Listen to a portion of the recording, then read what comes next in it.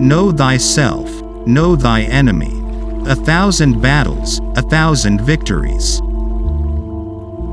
The supreme art of war is to subdue the enemy without fighting.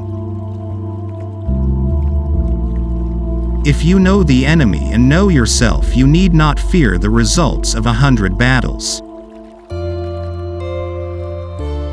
Invincibility lies in the defense, the possibility of victory in the attack. Pretend inferiority and encourage his arrogance. All men can see these tactics whereby I conquer, but what none can see is the strategy out of which victory is evolved. Regard your soldiers as your children, and they will follow you into the deepest valleys. Look on them as your own beloved sons, and they will stand by you even unto death. He who knows when he can fight and when he cannot, will be victorious.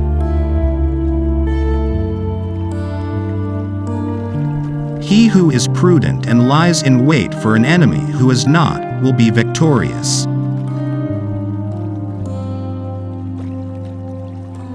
A good commander is benevolent and unconcerned with fame. Hence the saying, if you know the enemy and you know yourself, your victory will not stand in doubt. If you know heaven and you know earth, you may make your victory complete. Know your enemy and know yourself, and you can fight 100 battles without disaster.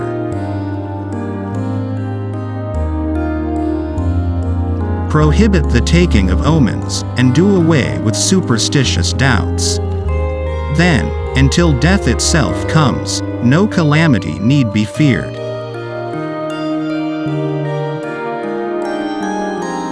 The general who advances without coveting fame and retreats without fearing disgrace, whose only thought is to protect his country and do good service for his sovereign, is the jewel of the kingdom.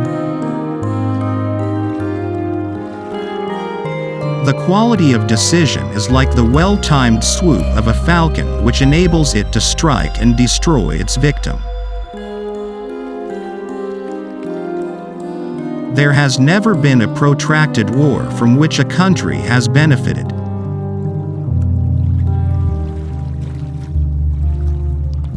The art of war is of vital importance to the state. It is a matter of life and death, a road either to safety or to ruin. Hence it is a subject of inquiry which can on no account be neglected.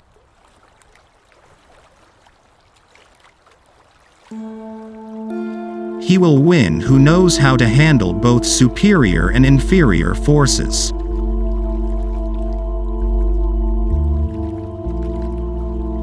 Balk the enemy's power, force him to reveal himself.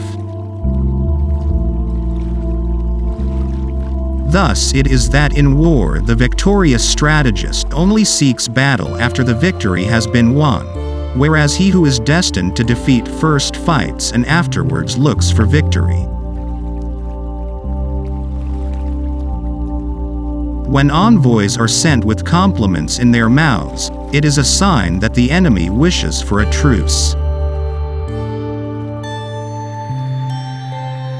If ignorant both of your enemy and yourself, you are certain to be in peril. For them to perceive the advantage of defeating the enemy, they must also have their rewards.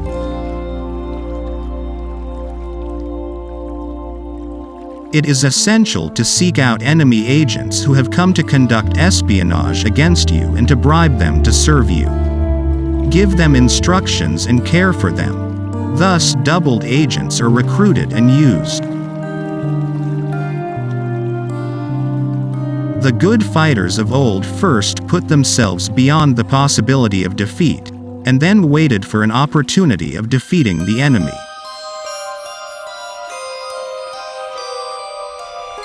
If we know that our own men are in a condition to attack but are unaware that the enemy is not open to attack, we have gone only halfway towards victory.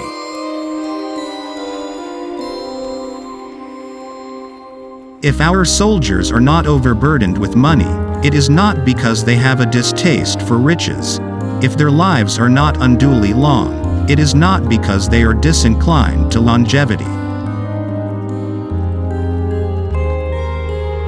Victorious warriors win first and then go to war, while defeated warriors go to war first and then seek to win. Be extremely subtle, even to the point of formlessness. Be extremely mysterious, even to the point of soundlessness. Thereby you can be the director of the opponent's fate. There is no instance of a nation benefiting from prolonged warfare. If fighting is sure to result in victory, then you must fight, even though the ruler forbid it. If fighting will not result in victory, then you must not fight even at the ruler's bidding. The supreme art of war is to subdue the enemy without fighting. Be extremely subtle, even to the point of formlessness. Be extremely mysterious, even to the point of soundlessness. Thereby you can be the director of the opponent's fate. Pretend inferiority and encourage his arrogance. A good commander is benevolent and unconcerned with fame. The opportunity to secure ourselves against defeat lies in our own hands, but the opportunity of defeating the enemy is provided by the enemy himself. Secret operations are essential in war. Upon them the army relies on to make its every move. Hence the saying, if you know the enemy and you know yourself, your victory will not stand in doubt. If you know heaven and you know earth, you may make your victory complete. He will win who knows how to handle both superior and inferior forces. Victory usually goes to the army who has better trained officers and men. Hence that general is skillful in attack whose opponent does not know what to defend, and he is skillful in defense whose opponent does not know what to attack.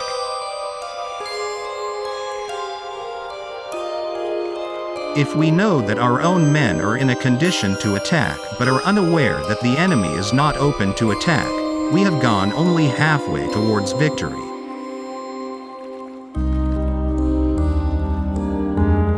It is only the enlightened ruler and the wise general who will use the highest intelligence of the army for the purposes of spying, and thereby they achieve great results.